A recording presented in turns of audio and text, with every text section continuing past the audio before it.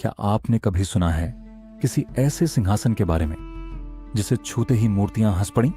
एक ऐसा सिंहासन जिसे देवताओं ने रचा था और जिस पर बैठने से पहले हर राजा को 32 परीक्षाओं से गुजरना पड़ता था। यह कहानी है उस महान सम्राट की जिसने न्याय, पराक्रम और त्याग से इतिहास रचा, सम्राट विक्रमादित्य। और ये यात्रा शुरू होती है उस दिन से जब उज्जैन के राजा भोज के खेत में एक रहस्य ने जन्म लिया और एक किसान चिल्लाने लगा, राजा भोज को पकड़ लाओ, मेरा राज्य वापस लो। आइए शुरू करते हैं सिंहासन बत्तीसी की कथा। प्राचीन काल में उज्जैन राज्य पर राजा भोज का शासन था। वे न्यायप्रिय, दानवीर और धर्मपरायण शासक के रूप में प्रसिद्ध थे। उनके न्याय की चर्चा दूर दूर तक थी। कहा जाता था कि उनका फैसला दूध और पानी को भी अलग कर सकता है। इसी उज्जैन नगरी में एक किसान रहता था जिसके खेत में हर बार की तरह इस बार भी अच्छी फसल हुई। हरी भरी सब्जियां खेत को ढक रही थीं, लेकिन खेत के बीचों बीच एक टुकड़ा ऐसा था जहां कुछ भी नहीं उगा, जबकि किसान ने वहां भी बीज डाले थे।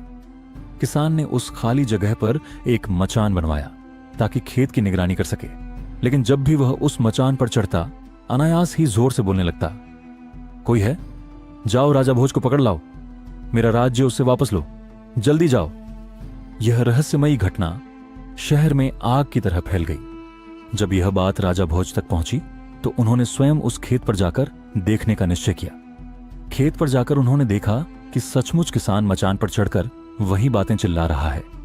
यह देखकर राजा भोज हैरान रह गए और चुपचाप अपने महल लौट आए। पूरी रात उन्हें नींद नहीं आई। अगली सुबह उन्होंने राज्य के विद्वान पंडितों और ज्योतिषियों को बुलवाया। पंडितों ने अपनी दिव्य विद्या से जांच कर बताया कि उस मचान के नीचे कुछ रहस्यमय तत्व छिपा हुआ है।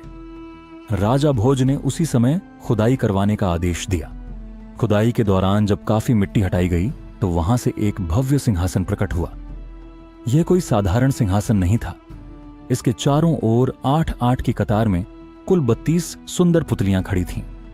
सिंहासन को बाहर निकालने की कोशिश की गई, लेकिन कई प्रयासों के बावजूद वह अपनी जगह से हिला तक नहीं। तब एक ज्ञानी ब्राह्मण ने बताया कि यह सिंहासन देवताओं द्वारा रचित है और इसे केवल वही राजा प्राप्त कर सकता है जो इसके योग्य हो। राजा भोज को सलाह दी गई कि वे इसकी पूजा करें। राजा ने विधिपूर्वक पूजा की। जैसे ही पूजा पूरी हुई, सिंहासन हल्के से ऊपर उठ गया, मानो वह फूलों से बना हो। सभी लोग इस चमत्कार को देखकर अचंभित रह गए। यह सिंहासन अत्यंत सुंदर था।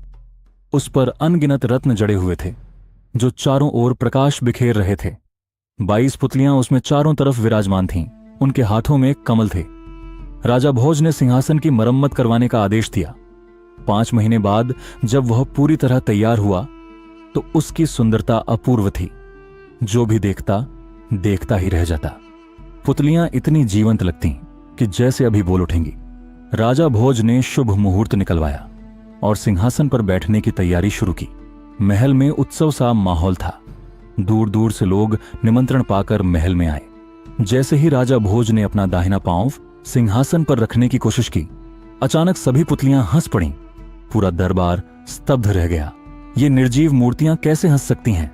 राजा ने तुरंत पैर पीछे खींच लिया और पूछा, हे सुंदर पुतलियों, यह बताओ कि तुम सब क्यों हंसी? पहली पुतली रत्न मंजरी मुस्कुराकर बोली, हे राजन, आप महान, बलशाली और तेजस्वी हैं, पर आपके भीतर गर्व की छाया है।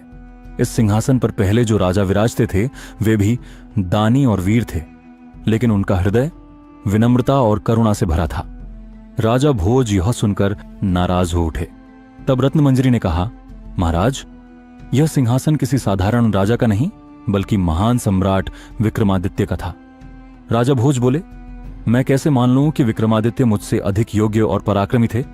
इस पर रत्न मंजरी बोली, तो सुनिए, मैं आपको राजा विक्रमादित्य की एक कथा सुनाती हूं। इसी तरह हर पुतली ने एक एक कर राजा विक्रमादित्य के 32 गुणगाथाओं की कहानियां सुनाई और यह 32 पुतलियों की कहानियां मिलकर बनी सिंहासन बत्तीसी। आगे की कहानी सुनने के लिए चैनल को सब्सक्राइब करें और कमेंट बॉक्स में लिखें, जय महाकाल।